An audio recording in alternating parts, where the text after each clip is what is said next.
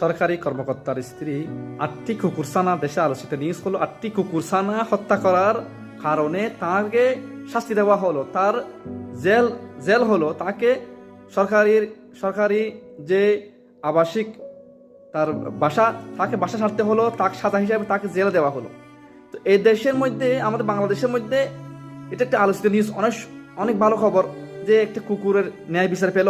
কিন্তু কুকুরের সাইতে আমাদের যে দেশের একজন স্বনামধন্য আলেম নূর ইসলাম ফারুকির বিচার হয় না। নূর ইসলাম ফারুকির পরিবারে কি ন্যায় বিচার পেল?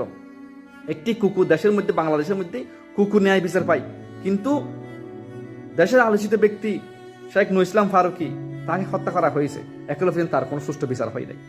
ঢাকার মধ্যে রইসুদ্দিন একজন আলেম, মসজিদের একজন খতিব, একজন আলেম, রইসুদ্দিন একজন আলেমকে হত্যা করা হয়েছে। রইসুদ্দিনকে, সে ওই পরিবারের হত্যা হয়েছে, তার পরিবার কি ন্যায় বিচার পেল? আমাদের দেশের মধ্যে আলেম ওলামা তাদের হত্যা করা হলো, ন্যায় বিচার পাওয়া যায় না। কিন্তু একটি কুকুর, একটি নিরীহ প্রাণী কুকুরকে তার বাচ্চা, 8টি বাচ্চা হত্যা করা হয়েছে, সে কুকুর ন্যায় বিচার পেল। কিন্তু বাংলাদেশের মানুষ, বাংলাদেশের আলেম সমাজ, তাদের পরিবারের মানুষকে হত্যা করা হলেও তাদের সেই ন্যায় বিচার পায় না। এটাই হলো বর্তমানে বাংলাদেশ।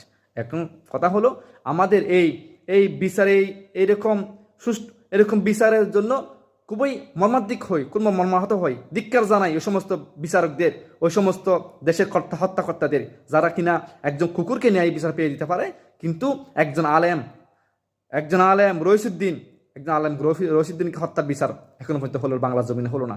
নূর ইসলাম ফারুকি এখনো পর্যন্ত বাংলার জমিনে হত্যাকারীদের এখনো সাজা দিতে পারলো না বাংলাদেশের তথাকথিত বাংলাদেশের হত্যাকর্তারা। পরিশেষে এই গুজরালের প্রতিবাদ জানিয়ে, এরকম মর্মান্তিক ঘটনার খুবই মর্মাহত হয়ে প্রতিবাদ জানাই।